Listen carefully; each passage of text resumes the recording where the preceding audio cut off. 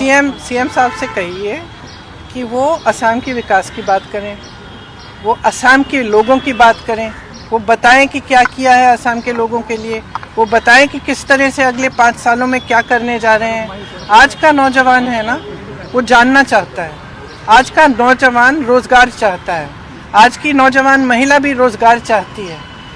आज की जो जनता है वो इतनी आसानी से इन बातों में से नहीं फुसलाई जाएगी। और मैं तो यही कहूँगी असम की जनता से कि आप जागरूक बन जाओ, खास तौर से नौजवानों से। आप एक ऐसी राजनीति चुनो जो आपके लिए काम करके दिखाए, जो काम की बात करे, पॉजिटिव बात करे, आपकी जो भावनाएं उसकी बात करे, आपके असम को, आपके प्रदेश को मजबूत कैसे बनाना है वो बात करें। आप लोगों ने उनको सीएम नहीं बनाया तो क्या वजह थी ये था जो आप लोगों ने उनको सीएम नहीं बनाया था उस वक्त, जिसके वो अभी वहाँ पे? राजनीति में बहुत निर्णय होते हैं, ठीक है, और राजनीति में कभी कभी अपने खिलाफ, कभी कभी अपने पक्ष में होते हैं, कभी किसी और के पक्ष में होते हैं, ये सहना पड़ता है। तो 10 साल बाद अगर अभी भी उसी बात पे रो रहे हैं तो मैं क्या कहूँ। और दूसरी बात यह है कि आपने देखा है कि कितना भ्रष्टाचार हो रहा है। मैम इस बार ये भ्रष्टाचार जो है ना, ये एक विश्वासघात है असम की जनता के साथ। ये हमारी जेब से नहीं ले रहे हैं पैसे, ये जो संपत्ति सारी इकट्ठी कर रहे हैं, जो अपने बड़े बड़े उद्योगपति मित्रों को दे रहे हैं, ये असम की जनता की संपत्ति है। जो ज़मीन बड़े बड़े उद्योगपतियों को दी जा रही है वो असम की जनता की संपत्ति है।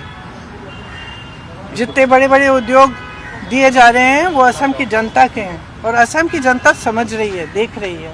मैं तो ये नहीं मान सकती कि नहीं दिख रहा, और जब देख रही है तो पहचान भी रही है कि बदलाव का समय आ गया। सीएम साहब से कहिए कि वो असम के विकास की बात करें, वो असम के लोगों की बात करें, वो बताएं कि क्या किया है असम के लोगों के लिए, वो बताएं कि किस तरह से अगले 5 सालों में क्या करने जा रहे हैं। आज का नौजवान है ना, वो जानना चाहता है।